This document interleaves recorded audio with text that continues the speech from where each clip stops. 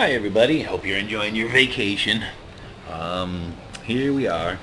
We're going to be doing a video on section 14.4, and 14.4 deals with what K sub C can tell us. That's what 14.4 deals with. So what does K sub C tell us? I mean, we've got this K sub C, we learned about K sub C, we know what K sub C is, we know about the equilibrium constant. But what does an equilibrium constant tell us? What can we do with an equilibrium constant? Well, one thing we can do is we can calculate what's called the reaction quotient. The reaction quotient is calculated by substituting the initial concentrations of the reactants and products into the equilibrium constant K sub C expression. So we replace each concentration at equilibrium with an initial concentration, and we calculate what's called the reaction quotient, the Q sub C. So the K sub C expression becomes the Q sub C expression, because we're not putting in equilibrium concentrations, which are equal to the K sub C. We're putting in the initial concentrations, which when placed into the equation give us the Q sub C. If the Q sub C is greater than the K sub C, now remember, the Q sub C is calculated based upon the initial concentrations, and the K sub C is calculated upon the equilibrium concentrations. Well, if the Q sub C is greater than the K sub C, the system will proceed from the right to the left to reach equilibrium. So in other words, we're looking at initial concentrations. Remember, we talked about this in a previous video. It could be initial concentrations of just reactants, it could be the initial concentrations of just the products, the stuff on the right, or it could be a combination of both. We could have started the reaction with both concentrations of both the reactants and the products. We could have both in this reaction vessel. And so we start out with the initial concentrations of each. We place the initial concentrations into the K sub C expression. We calculate the value, which is actually the Q sub C. Remember, the K sub C, again, is based upon equilibrium concentrations. If the Q sub C turns out to be greater than the K sub C, then the system is going to proceed from the right-hand side, which is the product side, to the left-hand side to reach the equilibrium. If the Q sub C is greater than the K sub C, that must mean we've got too much product, not enough reactant to be at equilibrium. It's going to shift from the right to the left. It's going to proceed from the right to the left. If the Q sub C is equal to the K sub C, that means the initial concentrations that we put into the vessel and the reaction is happening turned out to be the same concentrations that we would have when the reaction was at equilibrium. And so the K sub C and the Q sub C are the same. When the Q sub C is less than the K sub C, that means the system proceeds from the left to the right to reach equilibrium, which means we've got too much reactant, not enough product. It's going to favor the forward reaction, so it's going to proceed from the left where the reactants are to the right, and to try to make more of the products in order to establish equilibrium. Because basically whatever we start with, if we're under the right set of conditions, whatever we start with in terms of concentrations of reactants and products, it's going to proceed in such a way to try to establish the equilibrium. And here's a nice little diagram that shows us if the Q sub C is greater than the K sub C, it's going to shift from reactants to products. If the Q sub C and the K sub C are equal to each other, then basically we're already in equilibrium and there will be no net change.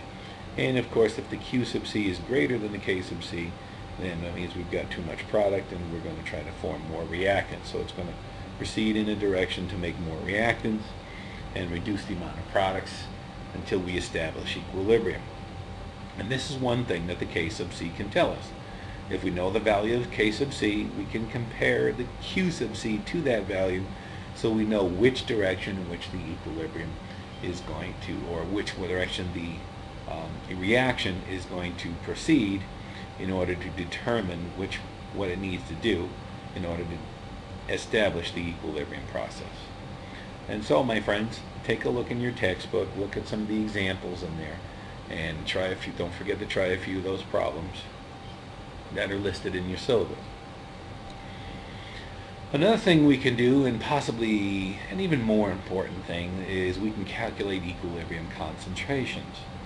So by using the K sub C expression developed through the law of mass action, we can determine the concentrations of the species in a reaction when equilibrium is established with knowing the initial concentrations that we start with.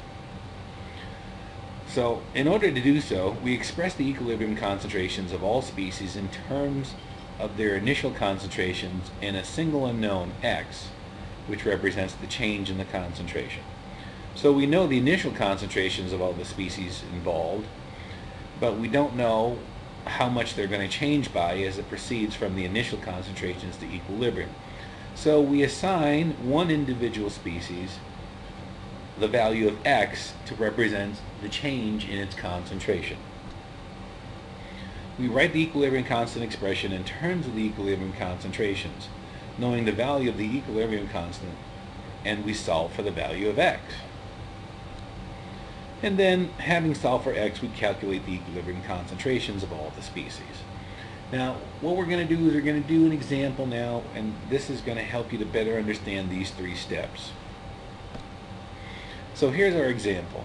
At 1,280 degrees Celsius, the equilibrium constant K sub C for the reaction where Br2 gas establishes equilibrium between 2 Br gas. The value of the K sub C is 1.1 times 10 to the negative 3. If the initial concentrations of the Br2 and the Br are 0.63 for the Br2 and 0.12 for the Br, let's calculate the concentrations of these species at equilibrium. So obviously these are the initial concentrations, and if we wanted to check to see in what direction this will proceed, we could look at the Q sub C to see which direction this would proceed in order to establish equilibrium between these two. But in this case, what we want to do is we want to actually find those concentrations at equilibrium. So the first thing we're going to do is, remember we said, let x be the change in the concentration of Br2. So we're going to pick the variable x, and we're going to allow it to be the change in concentration of one of the species.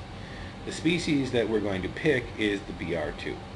Usually what we do is we pick one of the reactants and let x represent the change in the concentration of that reactant.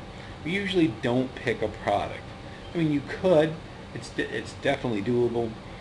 Most textbooks, and I would say most textbooks and probably most chemistry instructors would do the same thing and pick one of the reactants and let x be the change in the concentration of one of those reactants. So what we're going to do is we're going to write out the equation here, and we're going to make this chart. Okay, we're going to make this chart, and the first thing we're going to put in the chart is the initial concentrations of each. So let's put in the initial concentration of the bromine, which is 0.63 moles per liter, and the two BRs, the bromine on the other side, which is, of course, you have bromine, molecular bromine on the left and atomic bromine on the right. According to the problem, we have 0.012 moles per liter for that.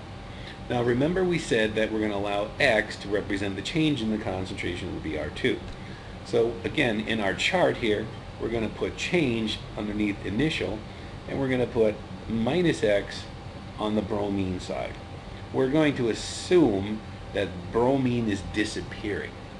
It's okay to assume that. It doesn't really matter if we assume that it's appearing or disappearing, but in general, in most textbooks, and again, most instructors will have one of the products, the product that they choose for x to be the change in its concentration, we say that it's disappearing, not appearing, and that we're going to call it negative. Therefore, since it's disappearing and the stoichiometric relationship for the bromine molecular to the bromine atomic is 1 to 2, that means the concentration of the bromine, the atomic bromine, has to increase by 2 times the value of x, because again, it's a 1 to 2 stoichiometric relationship. We see for every 1 mole of this that disappears, 2 moles of this appears, and therefore it's a 1 to 2 relationship, so the change in the concentration also has to be a 1 to 2 relationship. And again, this is negative, because we're assuming it's disappearing, and this is positive because we're assuming that it's appearing. And of course, the final thing in our chart would be the equilibrium concentrations. That's what we're looking for. Now, of course, we don't know what the equilibrium concentrations are, but what we do know is that if we take the initial concentration, and then in the case of the molecular bromine, subtract the change in the concentration, that should give us the concentration at equilibrium. And of course, for the atomic bromine, if we take the initial concentration and add to that, of course, the change in its concentration, which is 2x, then we see that equilibrium should be 0.012 plus 2x. So we've got our initial, our change, and our equilibrium concentrations for each. Now basically what we're going to do is we're going to write the K sub C expression. Oh, and by the way, this is called the ICE chart. I-C-E, initial, change, equilibrium, the ICE chart. So we're going to write the K sub C expression for this reactant, or reaction, excuse me, and we're going to replace these concentrations here, right? We're going to replace the bromine, the atomic bromine concentration squared, and the bromine, molecular bromine concentration with these values that we've come up with, and we're going to set them equal to the value of the K sub C. Now, as you look at this problem and you see this equation, in order to try to solve for x, because solving for x is what we want to do, because if we can solve for x, if we can find the value of x, we would just take x and subtract it from 0.63, and we'll have the concentration of the molecular bromine. And if we just multiplied x times 2 and added it to the initial concentration of the atomic bromine, we'll get its concentration at equilibrium. So we'll know both of their concentrations at equilibrium if we can solve for x. But as you can see, solving for x in this particular problem is going to be rather difficult. So here's the equation, and if we do a little cross multiplication and some rearrangement, we get something that looks like this, and we continue to rearrange it, and as you can see, we get an equation that is quadratic. So of course, knowing that this is a quadratic formula, or a quadratic equation I should say, we would take the quadratic formula and have to use it to solve for x.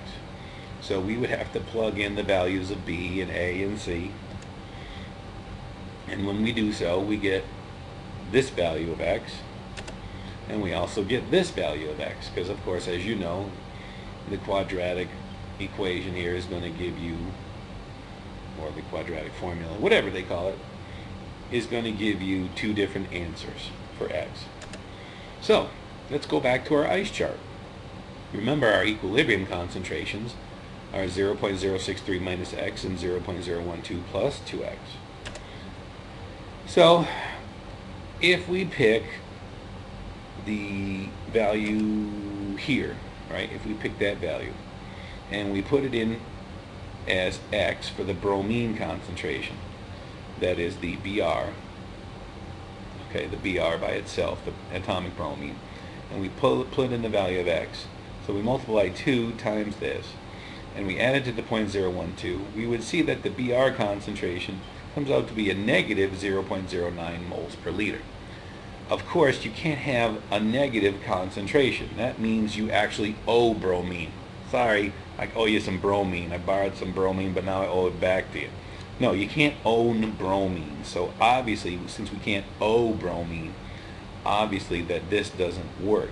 So we can't use this value. We're going to have to use this value as our value of x. And of course, if we were doing this in terms of the quadratic equation, we would pick the one that makes sense. Between the two answers that we get from the quadratic, we would have to pick the two, one of the two that makes sense. So if we try that one, you see we can, the Br2 concentration, now we plug in that value of x, now that makes sense. And if we plug in this value in terms of 2x, that's going to make sense, you see, because when we put it in there, now we get this value, and when we put it in there for x, we get this value. So it is this value of x that we would use here as x and here as x, and these would be the two equilibrium concentrations for the molecular bromine and the atomic bromine. Now, you know and I know that it's a very time-consuming, pain in the neck kind of thing in order to have to solve a problem in terms of the quadratic equation. And so what is going to happen is this. From now on, any kind of KC problems, any kinds of equilibrium constant problems in which you would have to solve for equilibrium concentrations, we were going to do it in such a way, and the problems are going to be set up in such a way that you do not have to use the quadratic equation. If we needed to, we saw in the last example how we would go about doing it. But we don't need to, because we're always going to give you problems that allow us to do it in a different way that doesn't require the quadratic equation. And so I'm going to show you a problem in which we do not have to use the quadratic equation. And this would be more like the problems you would see on a test or a quiz or even on the AP exam, because the AP people don't want you spending time solving a quadratic equation.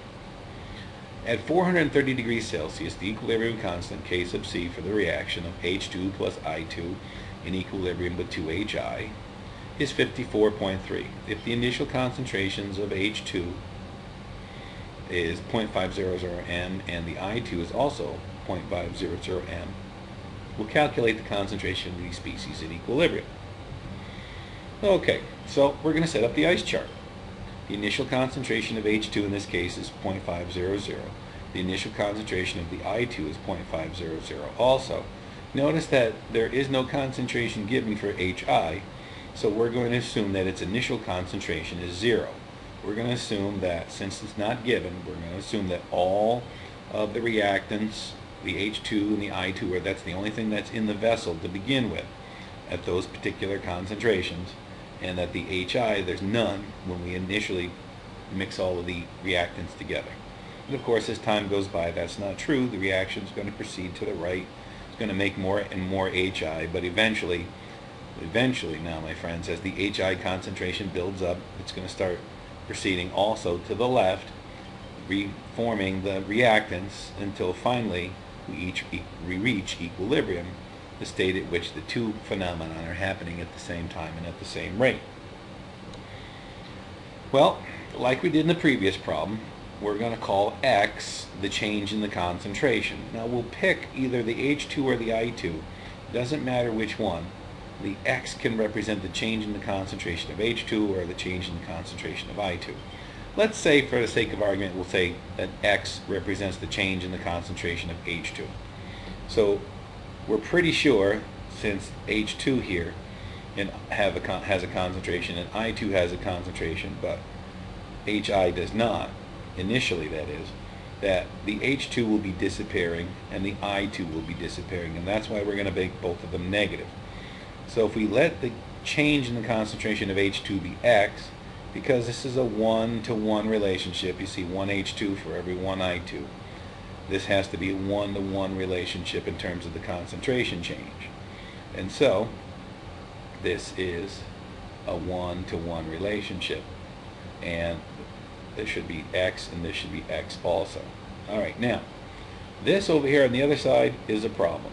So we're going to stop this for a second. We're going to end this show. And we're going to let it keep recording. I don't want to stop. I'm going to keep going. I'm going to fix this here. And I'm probably going to have to fix it down the road, but that's okay. We'll fix it. Okay. So, back to our numbers. Alright, and of course, let's stop one more time and fix that change that we have going on right there too. And that's supposed to be a 2 there too. Okay, so that's better. Alright, so as we can see, this is a 1-to-2 relationship, and so this needs to be a 2 here, not a 1. This is a 1-to-2 relationship, this is a 1-to-2 relationship, and so this is disappearing by the quantity X, this is disappearing quantity X, and this is appearing at the quantity of X. This is appearing by the quantity 2X. And so because this is disappearing, the equilibrium concentration should be 0.500 minus x, and this one should also be 0.500 minus x, and of course 0 plus 2x is just 2x. So we rewrite the equilibrium expression, or we write the equilibrium expression for the reaction, and then we plug in the value of K, and we plug in the equilibrium concentrations for each. And of course, let's stop for a second. We're going to end the show for a moment, and we're going to have to, of course, change this to 2x.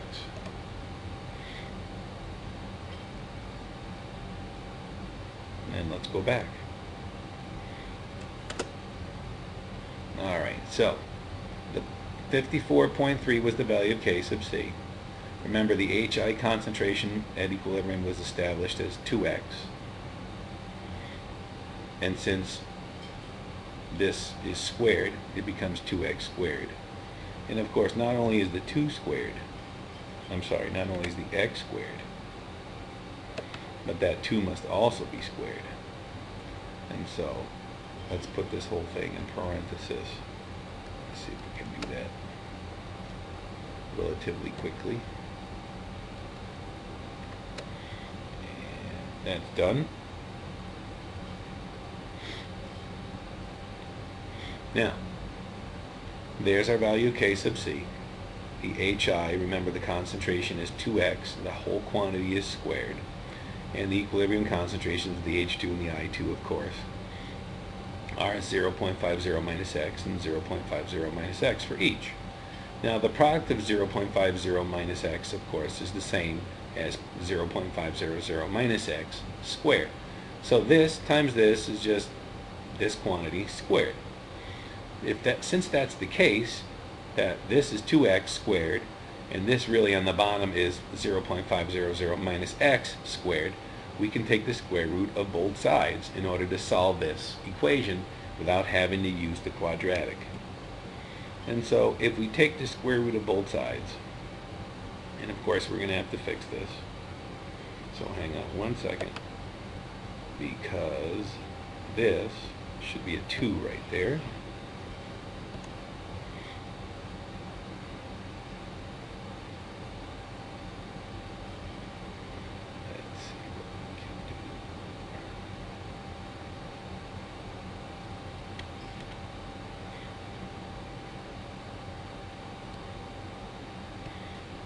So let's go to it, and of course this should be a 2 here, so when you take the square root of 54.3 you get 7.37.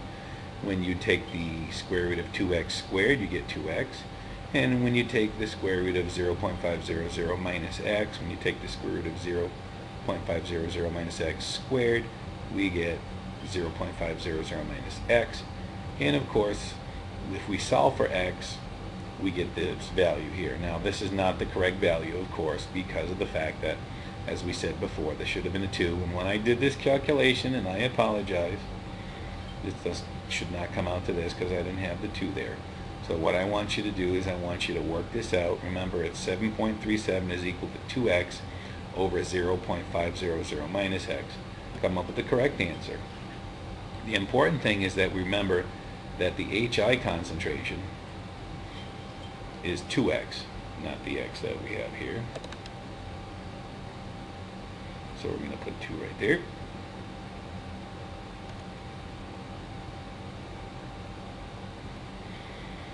So remember, the HI concentration is 2x, and so whatever the true value of x was, you plug it in here, and 2 times that concentration will give us the concentration of HI. And if we recall, the H2 concentration was equal to the I2 concentration, which was 0.500 minus x. So we put 0.500 minus the value of x, and again, this is not the true value, and we would come up with the correct concentration for those two. And that's pretty much the whole thing, my friends. Alright, so we're going to stop right now, and Le Chatelier's principle will be for the next video. And watch this video, and I apologize for the mistakes along the way, and we'll talk to you later. Bye.